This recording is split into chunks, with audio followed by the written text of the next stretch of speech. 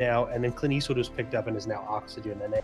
I have some good news, Notchlings and supporters of the Paragon Competitive League whom are currently watching right now. We got a draft, my man. Already? We got a draft. These teams are ready to go at it, man. What? These teams are wasting no time. First semifinals of the day. It's going to be Ratpack and Team Oxygen North America, formerly known as Clint Eastwood. So we're going to get into that right now. I expect to see still the same amount of prioritization that we saw on Decker, Steel, and Rampage Notch. 100%. Why would you not get rid of the CC? Get rid of the 3 best CC in the game and make your team work with the Muriel. Make your team work with another front line such as Severog, Greystone, possibly Richter gameplay. But I'm expecting the exact same thing. And it looks like NA quickly banned out the Oxygen North America, quickly banned out the Steel, and Ratpack quickly banned out the Rampage. So for a first pick here, I expect to see maybe Severog, Decker, Murdoch. Generally, those have been the most contested first pick heroes here on Team Oxygen, of course. They do have first pick. What do you think they're going to go with here, Nacho? Are they going to give Imsco that prioritization to Murdoch, or are they really going to want to put their support player of Marty Rivia, who has been known as one of the best Decker players dating back almost to Agora's Rising #1? I foresee a Decker pick, to be honest here. It's got to be Decker. There's no doubt in my mind that it's not going to be Decker. And Imsco can play any carry, so Decker definitely makes the most sense for Marty. But that leaves he's not going to get Murdoch. Yep. So I'm expecting that Murdoch pick right off the bat for Ratpack. And yeah, that's exactly what's going to be the case, as well as the Muriel. Interesting that Muriel was picked up so quickly in this lineup here, Notch, specifically because it's not like that's a denial pick of any nature. It's not like that. Maybe not. We saw a Muriel Decker composition yesterday from Team Oxygen NA. They pulled it out. They had the off-lane Muriel, and it actually won them the game and looked quite strong. The way that Ramrils was able to play here, actually built adamant edges on her, and primarily was power and damage. It was a double support, but almost sort of a semi-carry Muriel, something we have never seen the likes of before. So maybe Ratpack, screaming Oxygen North America, want to pick up that Muriel, but more importantly, deny it to take away that strategy that we saw them pull out yesterday. Yeah, I'm expecting a interesting game from Ratpack with this particular comp. I mean, I think right now, looking at what they have here, their big front line choice is Severog. But that being said, Oxygen's the next pick. Do they deny a Severog pick? That's exactly what they're going to do. They're going to pick up Severog and Howitzer. Howitzer, I think, widely regarded as the strongest mid laner in the game.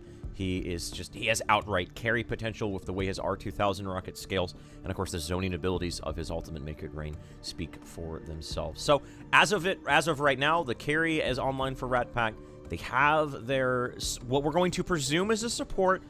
We'll see how the draft goes down if we're going to continue to see even another team experiment with Muriel in a different position other than support. But as far as their mid laner goes, there's Gideon and Gadget. Those are the next ones to go to.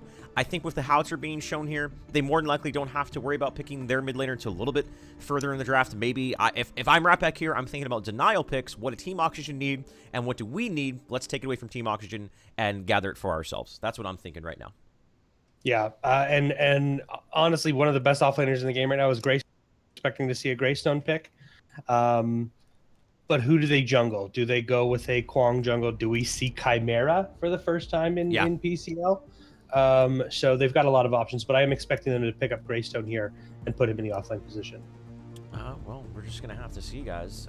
And it actually, it's going to be a Greystone and a Kwang there. There's your offlane. There's your jungler picked up from Ratpack. So potentially a denial pickup, but more of just a prioritization. Crown really is the only guy that... Crown is the only person that we know of right now, at least that we have witnessed in this Paragon Competitive League this weekend, who plays Greystone still, despite the fact that he received a significant nerf a matter of weeks ago. Last picks here for Team Oxygen North America. They had the Decker and Howitzer 1-2 combination that we love, we know, the tried and true we've seen for a very long time. The Severog front line, whether he's going to be in the jungle or in that offlane for their carry, and imagine it's going to be Twin Blast, but Sparrow's had that love recently. I still would love to see a Sparrow. Crowd control, as of this moment, is very minimal on the side of Ratpack. They don't have a big amount of crowd control other than Kwang Tether, which is very small and difficult to land consistently. So we might potentially see it It's just but I mean, Twin Blast, you got to imagine it's a comfort pick at this stage, don't you? Yeah, Twin Blast is a comfort pick, but he's also a picked because of the strength of Fury. 3 Madstone gems into a crit card. Do you prioritize the early game advantage that you get with Fury for a late game ranger like Sparrow? We know Imsco likes to farm. Imsco's all about that late game on his carries. There it is. So we could see it. There it is. That's the Sparrow. I had a feeling that this was coming. I think Sparrow's late game DPS output far exceeds that of Twin Blast due to that attack speed scaling that she received, that buff she received with the most recent balance patch. I think that's the 3rd or 4th balance patch that we've seen since Monolith has come out. And of course, Feng Miao, Ram Riddles, we hyped it up yesterday. We didn't get to see it, but Ram Riddles on Feng Miao, he's put on some of the best performances on that hero. Anytime he's in the off lane, it's always impressive. But what he can get out of that hero, he really knows that the kit of that hero, the strength of it, how to use it, timings, power spikes, matchups, and this is a great composition already for Team Oxygen. Last pick for Ratpack. What are we looking at here, Notch? If I had to say, because the only source of CC is coming out of out of Decker, I'm expecting to see a Gideon. Because they're not going to have the Tesla Dome for a Gideon to worry about. Yes, they have the Make It Rain, but with the strength of Gideon at Muriel combo, Reversal of Fortune into a Black Hole, it's very, very strong. So I actually expect to see Gideon pick it. Yeah, and you called it, my man. There it is. I like Gideon too. Stasis Bomb is really their only reliable means of interruption. Of course, as long as whomever's playing that Gideon, we're going to assume it's a mid-lane Gideon there. Whomever is playing that, I would imagine, is going to be very cognizant of that Stasis Bomb on Decker, as well as making sure that he elevates himself enough high into the air to where the landmine, the knock-up mine from Howitzer, isn't going to reach him and knock him out of that.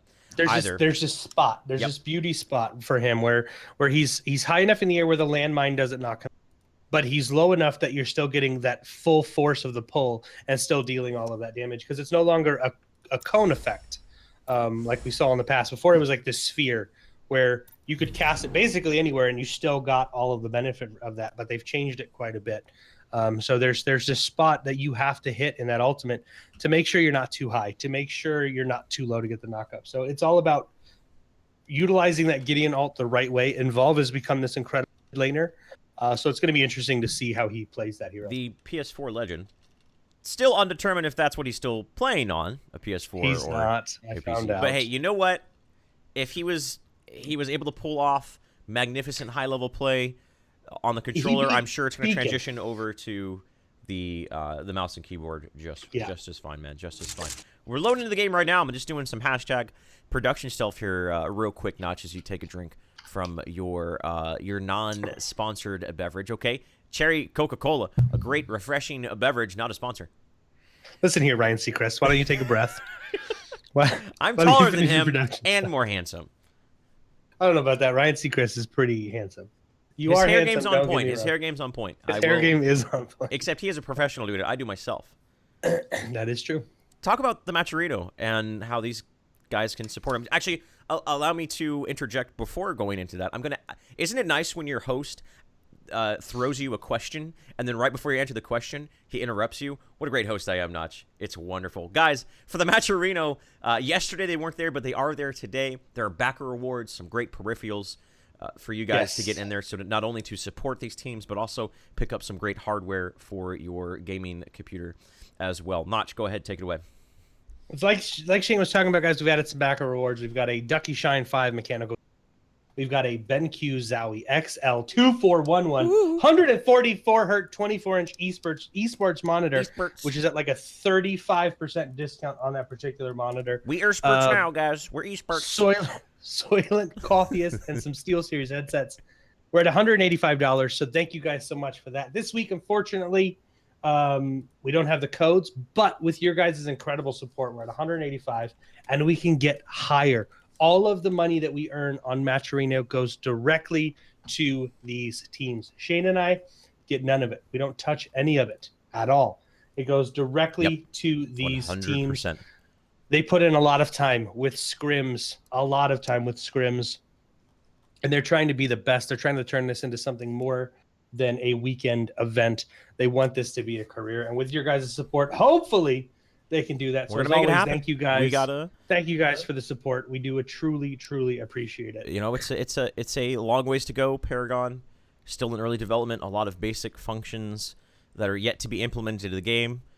We actually have heard from some of the dev team, the Play Paragon play along streams that they do, I believe once a week with, Chris Adelis, Ed, Skylar, all other guys on that community team. I want to see Mooney on there. I want to see Mooney steal.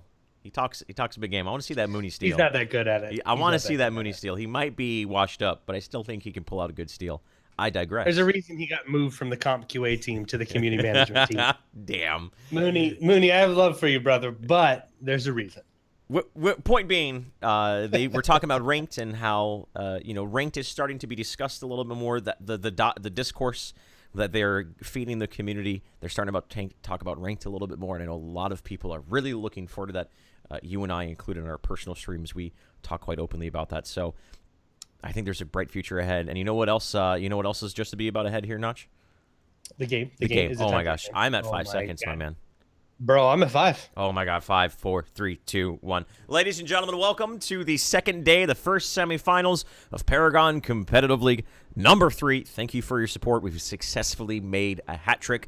Ratpack on the left, Oxygen and A on the right, 0-0. Let's introduce these teams, Notch. We have got Strafe on Murdoch, Crown on Crown? Greystone, the God. It's Crown. I always see that little. Is he an Apple product Crown. now? He's an Apple product. Crown, ladies and gentlemen, wear this man on your watch. It's Greystone. We've got Bum on Kwong, Involve on Gideon, and Louis on Muriel, ladies and gentlemen. That is the Ratpack. Shane? Formerly known as Clint Eastwood, the Spaghetti Westerners are asking their opponent, do you feel lucky? Arsenic on Howitzer, Imsco, the Peruvian powerhouse Punisher on Sparrow, Marty Rivia on Decker, a guy on meds on Severog, and Ram Riddles pulling out that Fang Meow. Definitely going to be keeping a close eye on Ram Riddles on Fang Meow. We've seen him put on incredible performances, and we've seen him do amazing things with that hero. And just taking a look at this laning lineup, Notch, I see why you're cackling here. Is that a Howitzer over on the other side of the map? Do my eyes deceive me? Your eyes, they are working the way they're supposed to be working perfectly. We've got Howitzer playing in the what should be the safe lane. That's still the safe lane. It's still the safe lane, but I feel like the mid lane is a little bit safer now because there's a support with Imsco.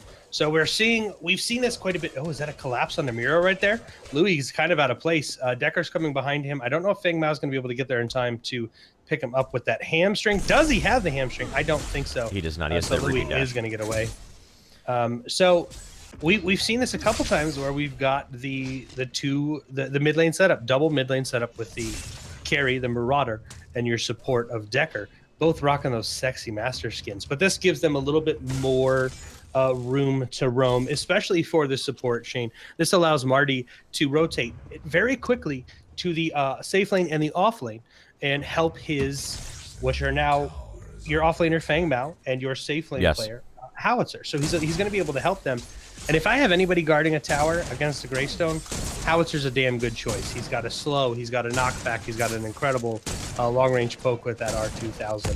So this is just going to give them more freedom on the map. It's going to give Imsco safer farm while still allowing very important members on his team to hit level 5 quickly and hopefully set up for great rotations and some good team fights early on. Yeah, I think Oxygen in A here, just from the get-go, their laning configuration, putting Howitzer against the Greystone, trying to mitigating Gideon at least until he's level 5. Everything that you just touched on, already they have put themselves in a great spot to just outright win the first 5 to 10 minutes of the game. Greystone is very weak before level 5, but up against a Howitzer, Howitzer is just going to straight bully him here, especially once Arsenic hits level 4, level 5 for himself, gets a couple levels on that R2000 rocket, he gets that knockup mine as well as the snare mines. He might be able to just outright get a kill on Crown here if Crown doesn't respect the fact that he's up against a Howitzer. When you're an offlaner, like, okay, well, normally I go 1v2, now it's 1v1, but Howitzer's such a strong lane bully that he has just as much kill potential, if not more in some situations, than up against Crown. We do see a guy on meds, has the purple buff here. Actually, he's level 3, so he has his whole kit, he has the subjugate, he has the siphon, and of course he does have his gap closer as well. But he's going to elect to run away there as Bum was in the area. Whether that was intentional or not, there was a ward potentially giving up the signs of that. The first blood, potential first blood, not going to happen quite yet, ladies and gentlemen. I thought for sure he was going to pick out a Bum. Bum ran right in front of him. He played safe. He played smart, knowing that Ram Riddles was still under his tower and not able to actually help him there. So he is going to back off, go back to farming the jungle. You know, one of the things we look for in a good jungler, Shane, is the rotation out of a jungler. One, how well are you? How quickly are you killing those white camps? Because every 2 minutes, the Amber Link will distribute Amber to your entire team. So making sure you're farming effectively in the jungle not only benefits the jungler, but it affects and benefits the entire team. And then, of course, looking for gank opportunities and finding ganks. A jungler who's not ganking properly is going to end up getting way behind the laners because he's not getting that extra card experience. And so making sure he's picking up proper ganks and looking for those ganks is really important. So hopefully we see these two guys get a little bit more active on the lanes here, especially with helping Ram Riddles right now. His tower is very, very low. He has been getting bullied by Louis and Strafe here. One thing we did see from Ram Riddles in the past was his Fang Mao. He went 16-0-9. Something like that. It was absurd. Before he got his first death, he ended at 18 total kills, I believe. Bum has the purple buff. Ram Riddles has got to be careful here. He is going to Reaping Dash away, and the tether is going to miss, so Ram Riddles is going to get away. But that tower has fallen about 5 minutes in. Do we see Louis and Strafe, Shane, rotate to the mid lane now? I think there's a very good potential. If not, they'll just switch with Crown. I think that's going to be the case as Crown is backing. He is level 5, so he has that online. Yep, that's what I expect to see. And also the Decker and the Sparrow, Imsko and Marty respectively, I think will be able to deal with Arsenic much, much better. Arsenic is level 5, so he has the Make It Rain, the defensive utility of that if he so desires or finds himself in a situation to use that. But that's what I imagine we'll see, and I believe that's what will be happening. Or they're going to actually, Gideon's posturing to rotate that way. All the meanwhile, there was a little bit of some aggression coming out from the Holy Trinity of Imsko, Marty Rivia, and Guyan Meds. Mostly, I think they were just trying to protect that ward around the river entrance here on the minimap, but didn't find anything, and back to business as usual. Notch, you were right in the lane switch-up since that off lane went down, but we were incorrect in who was going to go where. It's now going to be, the mid lane has now evolved into a carry support versus carry support. Gideon has rotated off of there. He's going to be getting some secure farm there, and I like that. I think taking a look at the CS on Involve, he's at 24 to Imsko's 36. Involve not having quite the early game that he wanted, specifically because Oxygen and A just having that lane configuration that really favored them. Yeah, I mean, it gives them the ability. One big one, of course, is controlling the river buffs. They spawn at 3 minutes initially, and then every odd minute after that, 3, 5, 7, and so forth. But allowing them to control those river buffs, which will deny Involve mana, it also denies him the ability to rotate off lane and help his team. So he's just now hit level 5. But this mid lane matchup now, Shane, I prefer the rotation from Louis and Strafe here. They got a tier 1 tower down pretty quickly. They also got really safe farm in that off lane. They bullied Ram Riddles. They lost the tower at 5 minutes, but now they can come to this lane with basically even farm and pick on Imsko and Marty, who didn't pick up any kills, who didn't really gain just got subjugated and stasis bomb. The black hole from Evolve is catching Imsko out. Imsko, no blink charm. It's too early for that. And there's your first blood. Set on the heels. Wonderful. Yeah, that was just a great rotation from that off lane over to mid lane for Involve. And there it is. Not only is it first blood, but it's also picking off the Sparrow. Sparrow's a hero. You really want to try to take advantage of her early game. She has that she doesn't have that lack of mobility. And of course, the fact that Blink Charm is not online for her yet. Other than the right side of the lane, Arsenic and Crown still going at it. Arsenic was able to take down Crown's ultimate at least one time. I think that's to be expected considering that matchup. Mid lane, Guyan Meds lands a subjugate on Strafe. Ram Riddles is going in. Look for that ultimate coming out from him potentially. He's got to be careful actually because he's actually short on mana. Only has 110, so he's got to be careful about the utilization. If he pops a shield, he wants mana for his ult. He does go ahead and use that conversion shield. Will be able to get away. So an exchange of blows right there throughout the series of throughout the entire map. But Imsko is the only one that's going to get taken out. I'm going to point something out here, and this is we're seeing Marty very uncharacteristically miss quite a few stasis bombs. He's landed ones where there's really been no follow-up, more of like, okay, we need to escape. But whenever his team is there and they're trying to look for that kill, he's been missing some very key stasis bombs that are not allowing his team to pick up those kills that they've been looking for, particularly on Strafe in the mid lane here. I don't know if that's a ping thing or just him mistiming or not being able to calculate the movement of Strafe as he's trying to get out of the engagement. Hopefully we start to see Marty start landing those, because there's been a couple missed kills because of those missed stasis bombs. Like you said, Ramriddles, I expect a little bit more aggression out of Ramriddles from what we've seen him the past yesterday and the first time we casted him in PCL2. And we're just not seeing that aggression in the offlane. The one thing we noticed, Shane, with Ramriddles is that he was pushing the lane very, very hard the first time we casted him, and we're not seeing that right now. We're seeing a little bit more rotation at him. We're seeing him play a little bit back in the lane. I don't know if that's because he got behind early and was just being picked on and bullied, but I'd like to see a little bit more aggression coming out of Ramriddles here. And Arsenic is just playing this lane perfectly. Crown, there's really very little Crown can do, and Crown's actually going to get picked up here.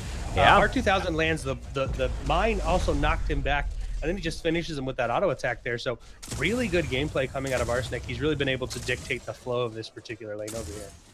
I still believe that they might want to consider a lane switch up. It might be a little bit too late as they're pretty dedicated to their lanes. Addressing what you were speaking of with Ramriddles on Feng Mao, I think it's simply the matchup in this 1v1 situation is very different than when we saw that game where he just popped off that we keep alluding to. Mostly he was up against a Greystone. Feng Mao actually, even with Greystone's ultimate online, can bully a Greystone around as long as you know what you're doing with the conversion shield and the hamstring. There's going to be the torn space, giving Involve a little bit of that distance he needed. A guy in Meds is going to miss the Subjugate, but Ramriddles, he is not going to miss that Earth Spike, and he's going to pick up a kill right there. There's that aggression you were looking for, Notch, and I think that was sorely needed. Gideon definitely can bully around even the Feng Mao, the likes of Ramriddles. Yeah, that kill was really needed for Ramriddles, especially on Involve, who's sitting at 13 card. Now he doesn't have a lead, but he was 1-0 up until that point. He's got 41 creep score, so he's farming effectively. Everybody's currently, we've got an engagement happening in mid lane here. Shimsko is very low. Yep, actually ended up getting picked up. A guy on Meds is in the thick of it as well. He's trying to get down Strafe. The shield right there. Is there another? Is there Alacrity? The long arm of the law, point blank. Strafe is still alive. Can the minions possibly do it? Strafe is going to narrowly get away right there. Wow. The shield from Muriel. Muriel, we talked about that early game strength, and that's exactly what's going to keep Strafe away. If I'm a guy on Meds, I'm a little bit frustrated with that one, but it's not the end of the world because they still have plenty of time to start bullying around that Strafe. So two very important kills on the side of Ratpack. After losing their Gideon, they strike back in mid, picking up the carry and jungler of Imsco, Sparrow, and Guy and Med Severon. So we talked about this early. Imsco is playing Sparrow. She got a buff with she now passively gains 2.5 attack speed per level. I think at max level it's 7.6 card power is what she gains in attack speed. 45 attack speed, I believe, is what it is at max level. But she's a late game ranger, Shane. Very much so. She doesn't have what I'm going to call the best ultimate in the game for Marauders, Murdoch, that long arm of the law, where he can farm effectively in one lane and still pick up kills in any other lane because of long arm of the law. We do have an engagement here. Reversal of Fortune on top of the black hole. Actually, his ultimate Earth Spike got interrupted. He immediately recasted again, but he is going to fall. Wow. Muriel with that global presence, taking that 1v1 situation. Ramriddles has to take that Muriel into account there. Didn't, disrespected the Muriel, and gets taken out. Involve getting a kill and narrowly getting away by the skin of his teeth. So, with the ult of Murdoch, I mean, we have this much better early game potential of Murdoch here, but Murdoch doesn't really fall off late game. He comes online sooner. What does Ratpack have to do? I'm sorry, Oxygen NA have to do to make it to that late game? Because right now we're seeing a great reversal of Fortune was able to pick up that kill on Ramriddles. We've seen Imsco get killed twice and not being able to escape. He's going to start losing out on farm here. If he keeps taking those deaths. What do they have to do in order to make it to the late game where this carry comes online? Well, Strafe is at 15 card points, Imsko's at 17. So, early on already, despite the fact that Imsko does have 2 deaths to his name, their lane configuration of putting Imsko and Decker in that mid lane together secured Imsko that farm and just already has an advantage over Strafe, despite the fact that Strafe hasn't died yet.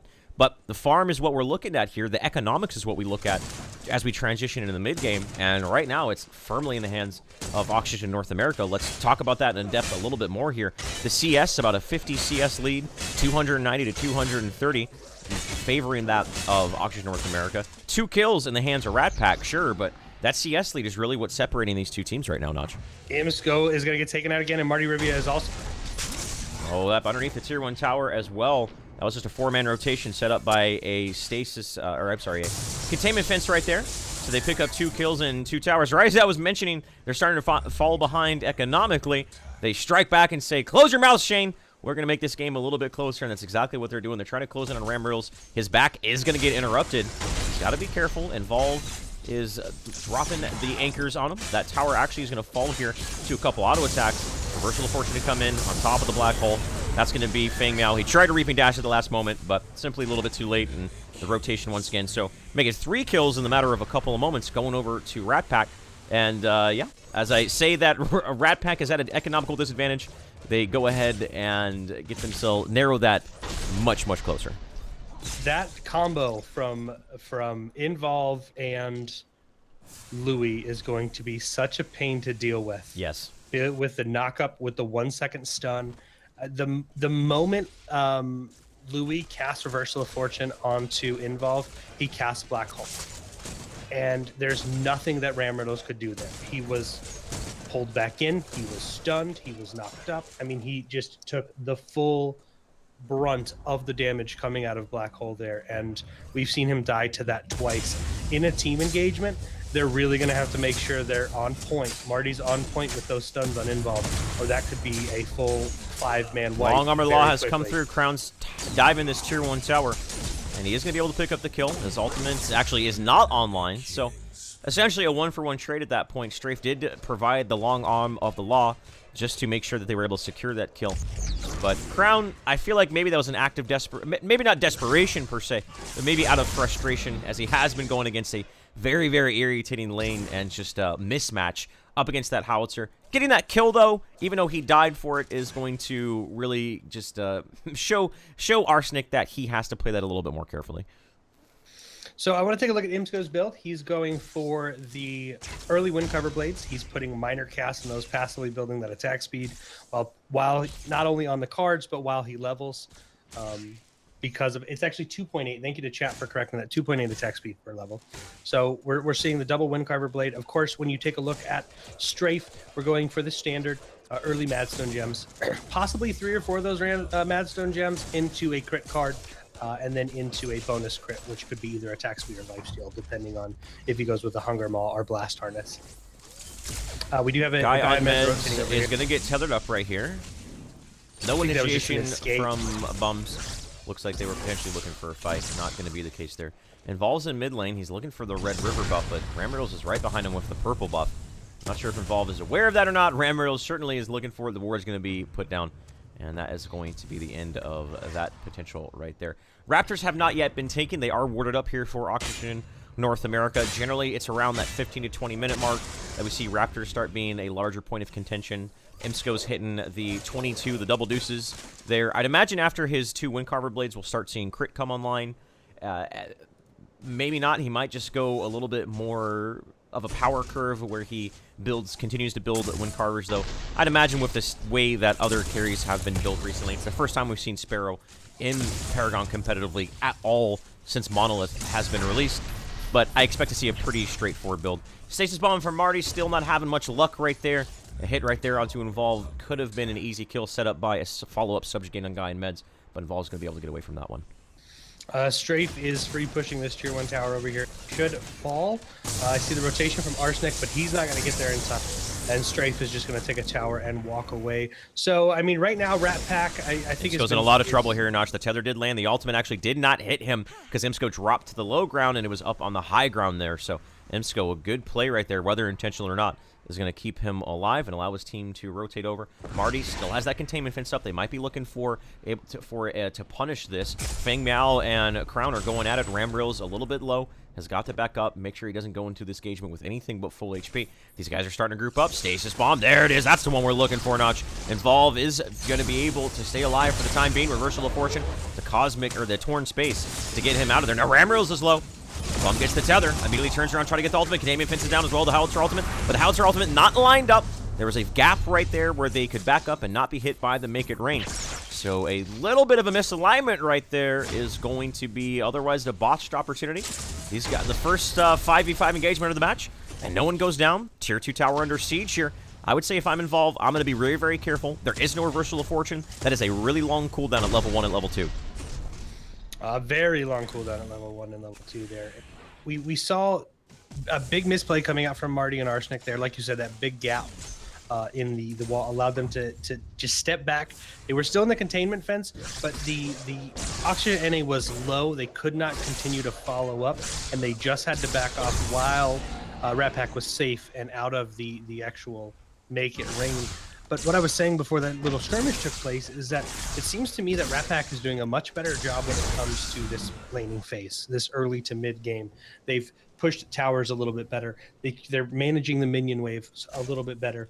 Their farm may not be as good as creep score, for example. They're down by 100 creep, but it may not be as good, but they've taken more objectives early than we've seen come out of Oxygen NA, and I think they took them a little bit quicker, but they've allowed IMSCO to continue to farm.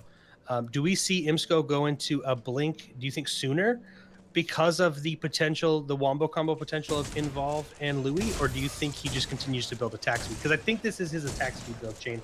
I actually don't think he builds much crit on this particular build. He has 2 different Sparrow builds. But do you think we're going to see a blink charm or him continue to build attack speed? It all depends on his comfort level on this hero, his comfort level with his teammates being able to provide him the peel that he needs. I mean, there's still a lot of ways that they can catch him off guard, specifically with the black hole and as well as the tether. So maybe not. I mean, they don't have that hard engage that we talked about in the draft, the steal, the rampage. Of course, Sevarog is on their team, which may have been a very intentional pickup, so that way it denied that Sevarog from them so that they could pick this Sparrow up here. So I think right now it's just time will tell exactly what build. Guyon Meds is leading the front charge into their own jungle, as it was invaded very recently by Ratpack.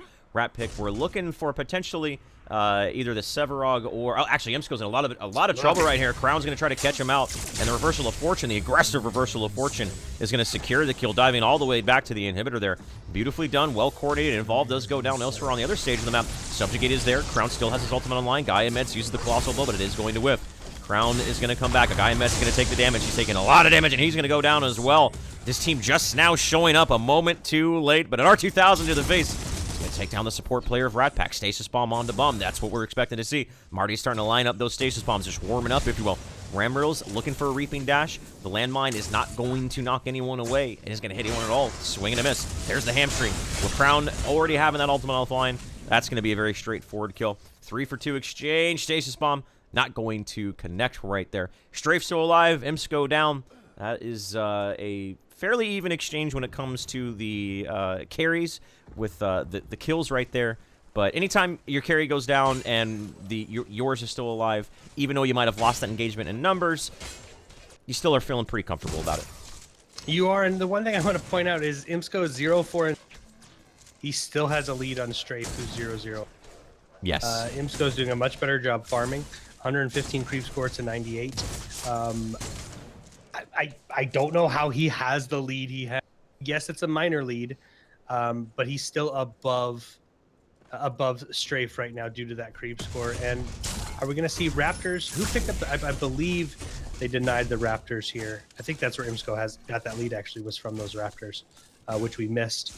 But river buffs are back up, Shane. 23 minutes in, there's a black and a purple. The black buff early to mid game is incredibly strong. I actually would like to see IMSCO pick that up, but he is going to back off because he did see Louis there on Muriel. Muriel's going to pick that up, and it does look like Involve has the purple buff. As we rotate back into these lanes after the 3v2 exchange there, Crown got very aggressive, picks up Imsco under the inhibitor, like you said. Reversal of Fortune comes out. I like the chase. I like the punishment from Oxygen NA. Instead of letting them get away with that, they pursued. They picked up some big kills. But what else can they do now? That we need to start seeing them push a little bit more of the objective, push the objectives a little bit harder, and start initiating these fights, because it seems to me that they are not initiating very strong, and I think they have that better initiation with a guy on meds and Ram Riddles. Are they just farming? I mean, what's the? You're probably not going to know the answer to this because I don't. But what's the game plan? What are they waiting for before they start taking these fights? It's just a matter of their abilities lining up, waiting for the mispositioning and waiting for the opportunity to present itself. Raptors being taken once again right at that 24-minute mark, and Imsco's going to get himself yet another card point ahead of that of Strafe right now. In terms of when you have an economical advantage and you are clearly farming more efficiently than your opponent, I think in a stalemate situation, you're perfectly okay with that. Maintain the status quo, continue to play the same way that you're doing. That has given you that economical advantage that you currently have. Build that up until a certain power spike, whether it's Imsco continuing to get a massive amount of attack speed or get a certain crit percentage, whatever that may be. As of right now, Notch, you talked about the attack speed build, and it looks like that is trending that way with the Whirling Wand now picked up here, and now a third Wind Carver Blade being put into the deck as well. But I think it's just a matter of time. You're leading the farm world. Go ahead and continue to do that, and look for your opponent to make a mistake. And make a mistake was almost what that was coming out of Ratpack. Fortunately, it was a Greystone, though. That's one of the big advantages of Greystone, is you can use him much more recklessly than any other hero to the nature of his kit. You can put him into the jungle, scout out where the positioning is, use him as a reconnaissance. Yeah, I mean, we did see all 5 in that jungle there. Crown was charged. I think he's going to be their big engage. Wait for Crown to initiate, and then you initiate. We do see Strafe. He's going after Imsco here. Imsco is going to just retreat to the safety of his tower. They've put a lot into bullying Imsco, and we're not seeing a ton of benefit come from that because he's farming effectively. He has picked up 4 Raptors to continue to give him that lead. He's at 35 card power while Strafe is at 30. We see Honor of the Pures come online. Louis also picked up a Purity Sensor to deal with the Subjugate, to deal with the Stasis Bomb, and deal with the slow coming out of Howitzer as well. So we're starting to see a little bit of I think this card's a little bit underused, Shane, Purity Sensor. It removes all debuffs from yourself and nearby allies, and its cooldown is 90 seconds. With CC being as strong as it is, it's definitely a card that if you can carry it as an order hero, probably a card you should use, because a 2-second stun, a Subjugate, can really be the death of any hero if you don't have some form of escape, and that's what Purity Sensor allows. Yeah, I'd imagine that is going to be safe for a Stasis Bomb from Marty or a Subjugate coming out from Sevarog right there. So I like that pickup as well. I think it's a underutilized card, especially with how strong Crowd Control is, and another card being picked up here by Involve. We saw this from him yesterday. We don't see getting very often, but even when we do see him, really only Involve is the player who puts this card into his deck, and that's Teleblink. So now he has that double, his mobility essentially just doubled. You can use that Teleblink to put yourself in a good position to Black Hole, and then you still have that fallback mechanism of Torn Space not being on cooldown, not having to force yourself to use that to get that good position to Black Hole. So if you find yourself in a bad situation, you can stop the Black Hole and get yourself the hell out of dodge. Blink Charm now picked up here by Imsco. I'm glad that they picked that up. Sure, I mean, they have lots of appeal and not maybe as much CC as we're used to seeing here in the current state of the game, but still, Blink Charm, so incredibly very strong. Mobility is a massive in performance. Involved in a lot of trouble. Reversal of Fortune's coming down. Black Hole is there, and it gets interrupted very quickly, and Imsco just chunking him down with that bow and arrow. The Stasis Gem has been shown by Bum. He's taking up an entire Make It Rain. Beautifully done. A lot of value out of that. The guy in meds is trying to swing his hammer, but he's not getting much out of it. Subjugate goes down, is not going to happen. And there is Louis being taken out. Crowd is in the thick of it, and they have to be very, very careful. This is looking great for Oxygen North America. 4 go down. Imsco is taken out, as was taken out. Arsenic as well. So they were able to pick up the carry, but still, this should be the whole hand 5 of them going down. Stasis Bomb doesn't matter, or doesn't hit rather, as he did jump across there. Ram Riddles jumped across the jump pads, chased him down, and all 5 go down. That is Oxygen North America taking a fairly decisive team fight. Imsco being taken out that early on, though, I think really is going to mitigate any sort of opportunity they have to take down structures. They may be able to take this tier 2 down with a guy on mids and Marty Rivia. Quite a, I was going to say a large wave. I think it's just one wave here now as we rotate in the 30-minute mark of this game. They may be able to take this down. The first tier 1 tower is going to go down while Ram Riddles continues to push the tier 2 in the mid lane, but they're back to life now. Involve is up. Louis is up. Oh, no mana. Guy in mids has to be very careful. Stasis bomb.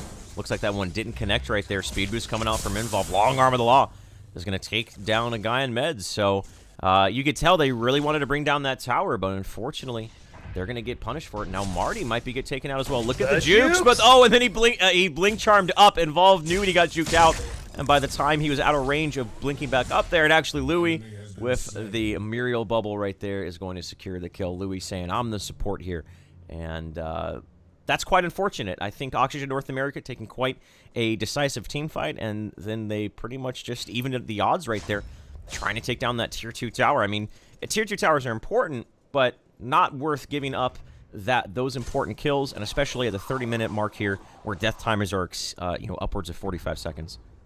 Upwards of 45 seconds, and of course Strafe, with that long arm of the law, able to secure that kill, give himself that card power right as he reses. It's not like he's been on the map. He just came back to life, and now we're seeing Ratpack with a very smart play here, going after the Orb Prime. They have to be careful because Imsco knows about this, and Imsco's on his way down with the green buff. He is just going to ward here. I think he's going to back off, but this looks like this is uncontested, and Ratpack will pick this up. So now we need to see Oxygen NA. Yes, they just won a team fight. Yes, they did lose 2, but this huge power spike coming online for Ratpack.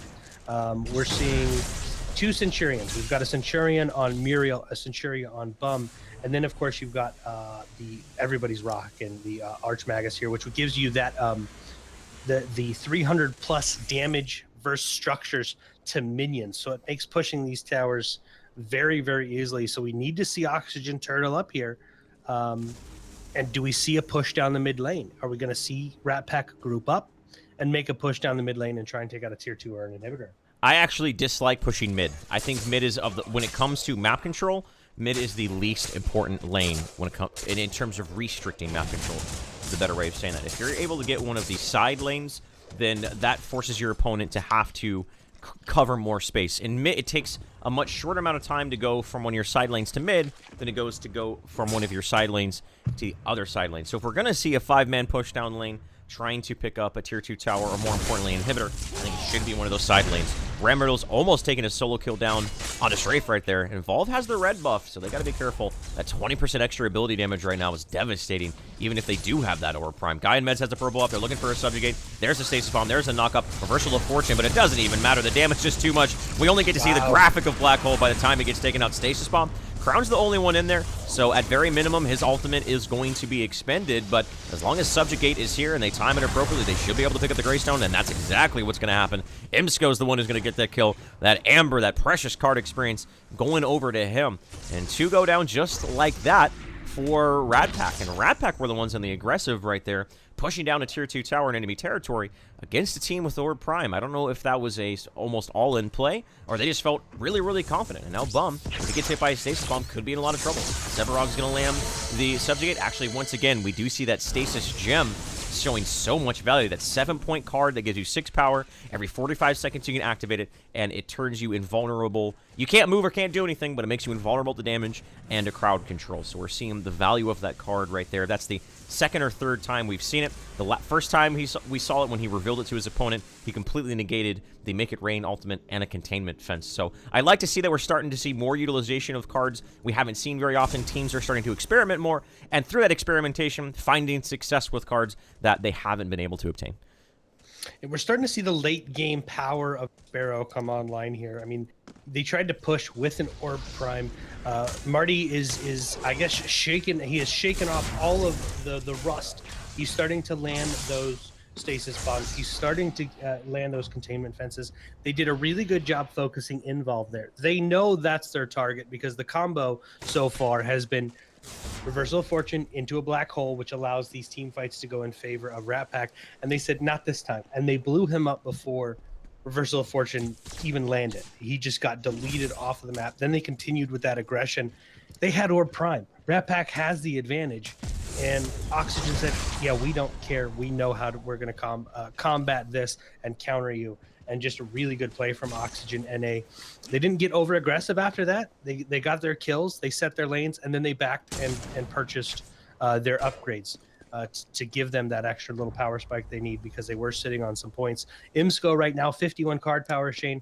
He's got a 12 cost Wind Carver Blade, a 6 cost Sage's Ward, a 6 cost Wind Carver Blade, and 2 12 cost Whirling Wand and a 10 cost Whirling Wand. So he is going with his attack speed build. That's a lot of attack speed. He does have it's a lot of attack speed. He does have his Blink Charm online, but we're really starting to see the power of this hero as we rotate into the late game.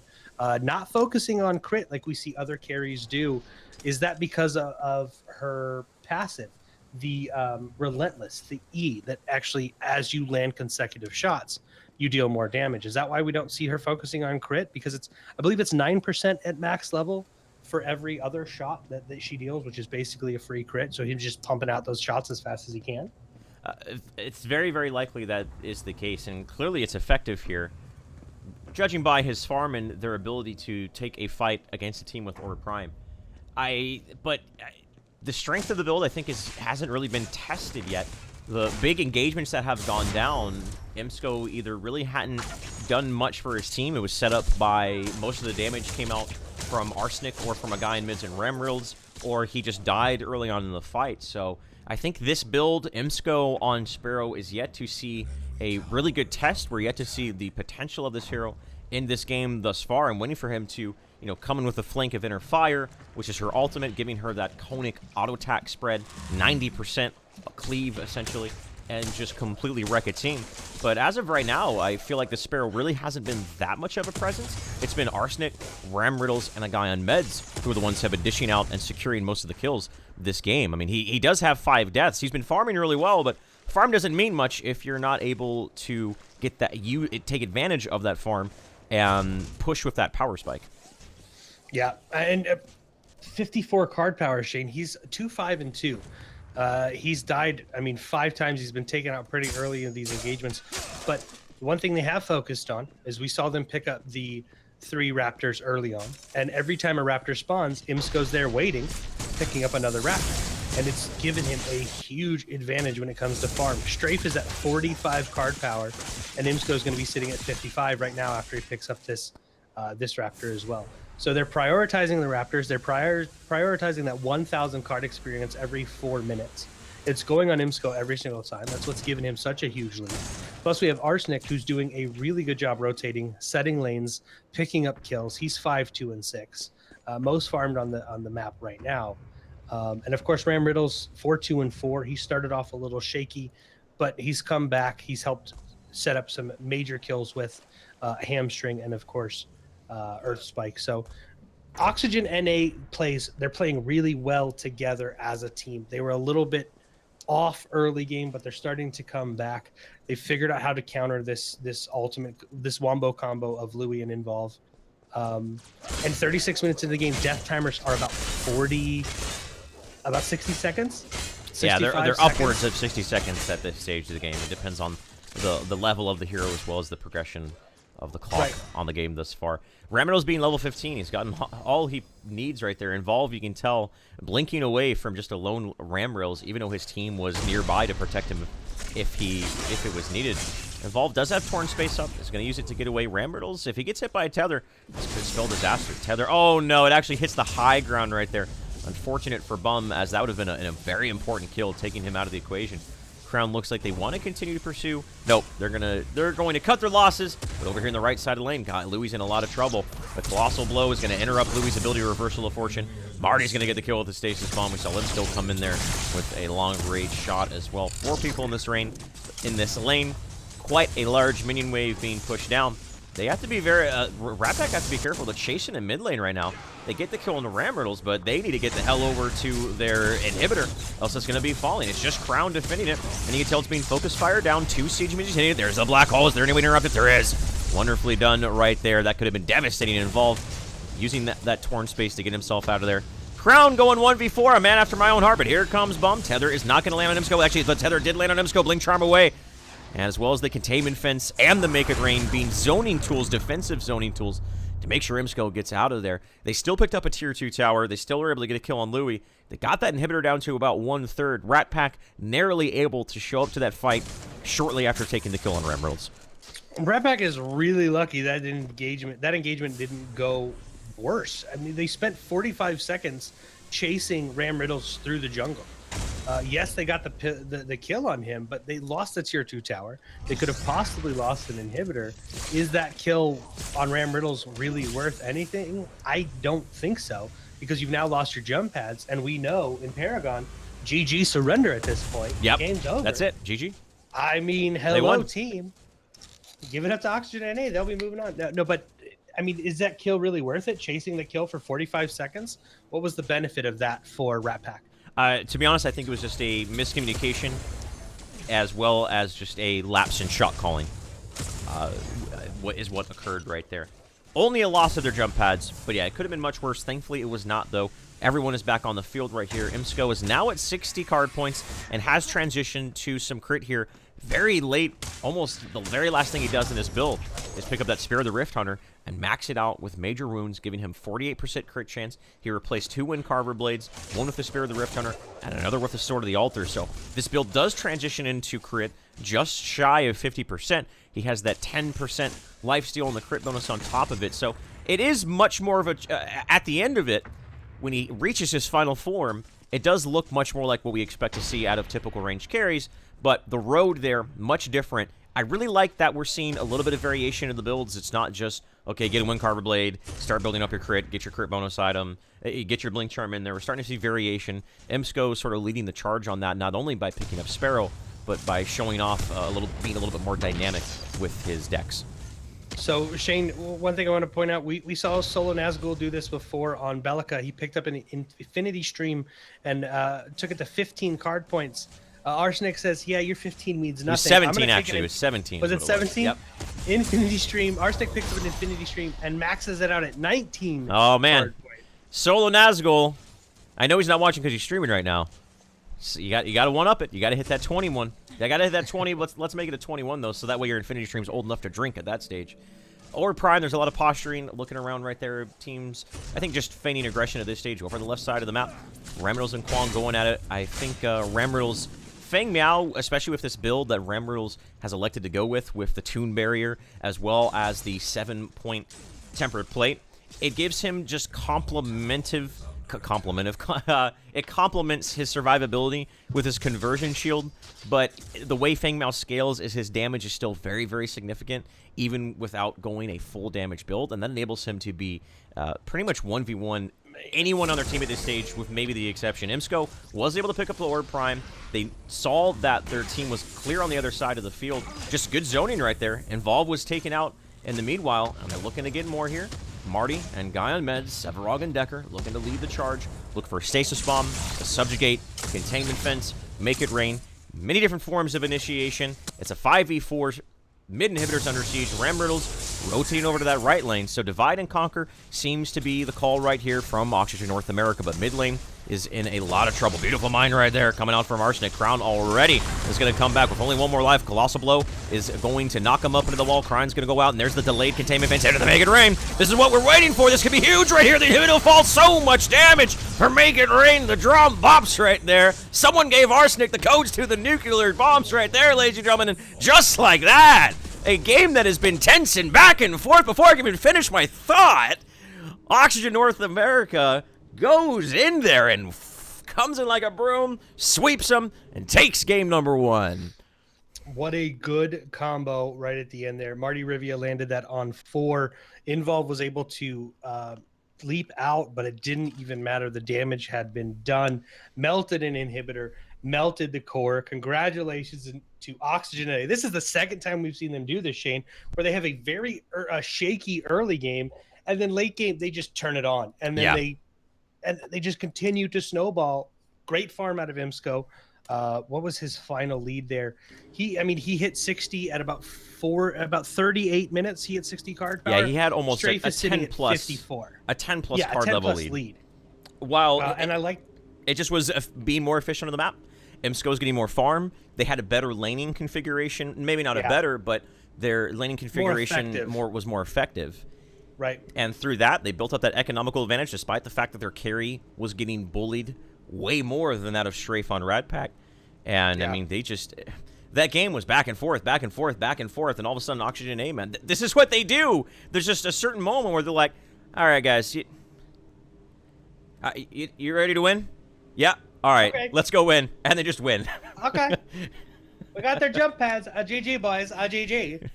Congratulations to Oxygen. They'll be moving on to the finals. No, they won't, because this is the best of 3, Notch. Holy crap, it's a best of 3. We got to watch them again. I'm excited. It's not the group stages, Shane. Guess what? That's right. It is day 2. This, guys. It's day 2. We get to watch that shit again. And on that note, ladies and gentlemen, we're going to cut it to a very short break. Thank you for watching, and we'll be back with game number 2 to see if Ratpack can bring this to a game number 3, get themselves into the finals for that continually growing prize pool on Matcherino, which, again, you guys can support using the command and chat, _Matcherino. There's great backer rewards, but knowing that you get to support the competitive Paragon community is always it's a good thing to be a part of, man. And you guys can do that. Head over to that Matcherino. I'm twitch.tv/IGG Shane Lynch. That's twitch.tv/another notch. And we'll be back with game 2 in just a moment. Stay tuned.